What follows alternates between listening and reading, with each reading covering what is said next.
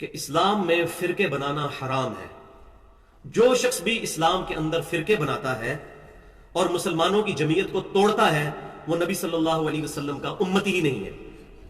یہ جو حدیثوں میں خبر آئی کہ میری امت فرقوں میں بٹ جائے گی، اس کا مطلب یہ نہیں ہے کہ امت فرقے بنانا شروع کر دے. یہ ایک غیبی خبر تھی جو اللہ تعالیٰ نے امام کائنات سید الاولین والآخرین شفیع المذنبین رحمت للعالمین سیدنا و مولانا امام اعظم محمد رسول اللہ صلی اللہ علیہ وسلم کو عطا فرمائی تھی. جیسا کہ قرب قیامت کی نشانیوں میں آپ نے بارہا سنا ہوگا کہ قرب قیامت میں عورتیں ایسا لباس پہنیں گی کہ ننگی نظر آئیں گی. اب اس کا مطلب یہ نہیں ہے کہ عورتیں ننگا لباس پہننا شروع کر دیں، یہ خبر ہے. اسی طرح میری امت فرقوں میں بٹ جائے گی، یہ خبر ہے، نہ کہ حکم ہے کہ فرقے بنائے. حکم کیا ہے؟ قرآن پاک پورے کا پورا قرآن اس کے خلاف ہے. صرف سورۃ الانعام کی آیت نمبر 159 جو ہے، بسم اللہ الرحمن الرحیم، ان الذین فرقوا دینہم وکانوا شیعا لست منہم فی شیء. بے شک جن لوگوں نے دین میں فرقے بنائے اور اپنے آپ کو گروہوں میں بانٹ لیا، اے محبوب صلی اللہ علیہ وسلم آپ کا ان سے کوئی تعلق نہیں ہے. انما امرہم الی اللہ، ان کا معاملہ اللہ کے سپرد. ثم ینبئہم بما کانوا یفعلون، پھر اللہ تعالیٰ ان کو بتا دے گا جو کچھ وہ دنیا کے اندر کرتوت کیا کرتے تھے. پھر کیٹیگوریکل مینشن ہوا ہے سورہ آل عمران کی آیت نمبر 103 کے اندر، وَاعْتَصِمُوا بِحَبْلِ اللَّهِ جَمِيعًا وَلَا تَفَرَّقُوا، اللہ کی رسی کو مضبوطی سے تھام لو، آپس میں فرقوں میں مت بڑھو. فرقہ واریت کی بنیاد پر کوئی شخص اہل سنت والجماعت کہلائے یا اپنے آپ کو اثنا عشری کہے یا دیوبندی بریلوی اہل حدیث کہے، اس کا قرآن اور نبی صلی اللہ علیہ وسلم کے ساتھ کوئی تعلق نہیں ہے. ہاں، فکر کے طور پر اگر کوئی چیز بیان کرتا ہے کہ ہم اہل سنت کی فکر پہ ہیں، یہ علیحدہ بات ہے، یہ بالکل ڈیفرنٹ چیز ہے. لیکن یہ بھی اوائڈ کی جائے. کیوں؟ سورۃ الحج پڑھ لیں، آخری رکوع ہے، بسم اللہ الرحمن الرحیم، هو سماکم المسلمین من قبل وفی ھذا. اللہ تعالیٰ نے، اللہ کے محبوب پیغمبر سیدنا ابراہیم علیہ السلام نے بہت پہلے تمہارا نام مسلمان رکھ دیا، اور اللہ نے اس کتاب میں تمہارا نام مسلمان رکھا ہے. یہ واحد جگہ ہے قرآن میں جہاں اسم کے طور پر مسلمان آیا، صفت کے طور پہ نہیں آیا. باقی جگہوں پر آیا وَلَا تَمُوتُنَّ إِلَّا وَأَنْتُمْ مُسْلِمُونَ، دیکھنا تمہیں موت نہ آئے مگر اس حال میں کہ تم مسلمان مرنا. تو وہ کہتے ہیں نہیں، ادھر مسلم کا مطلب ہے فرما بردار بننا، لیکن یہاں لفظ آیا ہوا سماکم المسلمین، اللہ نے تمہارا نام ہی مسلم رکھا ہے، مسلمان. اب یہ جھگڑا نہیں کرنا چاہیے کہ مسلمان یا مسلم، یہ ایک ہی لفظ استعمال ہو رہے ہیں، عربی میں مسلم، انگلش میں مسلم، اردو میں مسلمان لفظ استعمال ہو جاتا ہے. تو فرقہ واریت سے بالا تر ہو کر اگر کتاب و سنت کو پڑھا جائے گا، پھر انشاءاللہ تعالیٰ کوئی بعید نہیں کہ ہمیں یہ ٹاپک سمجھ نہ آ سکے. لیکن جب فرقے گزریں گے پھر یہ باتیں ہضم کرنا مشکل ہو جائیں گی. میں یہاں وہی بات کروں گا، بڑی ننگی بات، بڑی اوریاں اور نیکڈ بات، کہ بھائیوں قادیانی صرف اس لیے کافر ہے کہ ہم قادیانیوں کے گھر نہیں پیدا ہوئے. سیدھی سی بات ہے، سچی سی. اگر ہم میں سے یہاں جتنے 100 کے قریب لوگ بیٹھے ہیں، اگر ہم لوگوں کے ماں باپ قادیانی ہوتے، ڈیفینیٹلی قادیانی ہوتے ہم لوگ. میں اپنی بات کرتا ہوں، ہم قادیانی ہوتے. ہم کبھی بھی نہ یہ سوچتے کہ ہم سے باہر بھی حق لائی کر سکتے ہیں. اسی طریقے سے کبھی بھی کوئی دیوبندی، بریلوی، اہل حدیث، شیعہ یا کسی بھی مکتب فکر سے تعلق رکھنے والا شخص کبھی نہیں سوچتا کہ ضروری نہیں کہ میں ہی 100% حق پر ہوں، ہو سکتا ہے سامنے کی بات بھی حق پر ہو، مجھے غلطی لگ گئی ہو کہیں پر. لیکن یہ ساری چیزیں اسی کو سمجھ آئیں گی جو نبی صلی اللہ علیہ وسلم کا دامن کرم تھامے گا.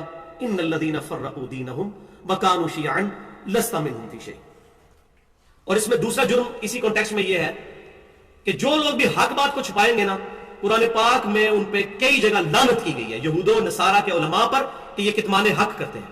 اسی وجہ سے کتنے صحابہ اکرام علیہم رضوان نے اتنی عجیب و غریب احادیث، وہ میں آج ٹاپک نہیں ہے، وہ مرنے سے پہلے بیان کر دی ہیں کہ کہیں ہم پر یہ جرم نہ آ جائے کہ ہم نے حق چھپایا. کتمان حق کرنے والے پر اللہ تعالیٰ نے قرآن میں کئی جگہ فرمایا کہ اللہ کی لعنت، اللہ کے فرشتوں کی لعنت، تمام لعنت کرنے والوں کی لعنت جو حق بات کو چھپاتا ہے. فرقہ بچانے کے لیے اسلام بچائیں گے فرقہ ختم ہو جائے گا، فرقہ بچائیں گے اسلام ختم ہو جائے گا. اسلام جمع فرقہ از اکول ٹو 0. اب ہم نے فیصلہ کرنا ہے کہ اسلام بچانا ہے یا فرقے بچانے. فرقہ واریت کا حل کیا ہے؟ وہ سورۃ الحج کی آخری آیت ہے، آیت نمبر 78. ملت ابیکم ابراہیم هو سماکم المسلمین من قبل وفی ھذا. پیروی کرو اپنے باپ ابراہیم علیہ السلام کی ملت کی، جنہوں نے بہت پہلے اس قرآن کے نزول سے بہت پہلے تمہارا نام مسلمان رکھا تھا، اور اس قرآن میں وفی ھذا، اور اس قرآن میں اللہ نے تمہارا نام مسلمان یا مسلم رکھا ہے. یہ 3 آیات. اب یہاں ان آیات کو تختہ مشق بنا کر بعض لوگ جو ہے وہ پینڈولم کی دونوں ایکسٹریمز تک پہنچ جاتے ہیں. ایک وہ لوگ ہیں جو ان آیات کو بنیاد بنا کر یہ کہتے ہیں کہ جو شخص بھی اپنے آپ کو بریلوی، دیوبندی یا اہل حدیث یا شیعہ کہتا ہے تو وہ قرآن کی ان آیات کے تحت کافر ہے. یہ خوارج کا گروہ ہے جو اس ایکسٹریم پر فتویٰ بازی کرتا ہے.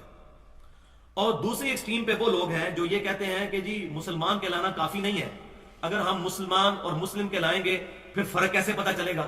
تو بھائیو یہ ٹینشن ہماری نہیں ہے، اللہ کو نہیں پتا یہ بات. وہ کیوں فرما رہا ہے ہوا سماکم المسلمین، تمہارا اسم مسلمان مسلم رکھا گیا ہے.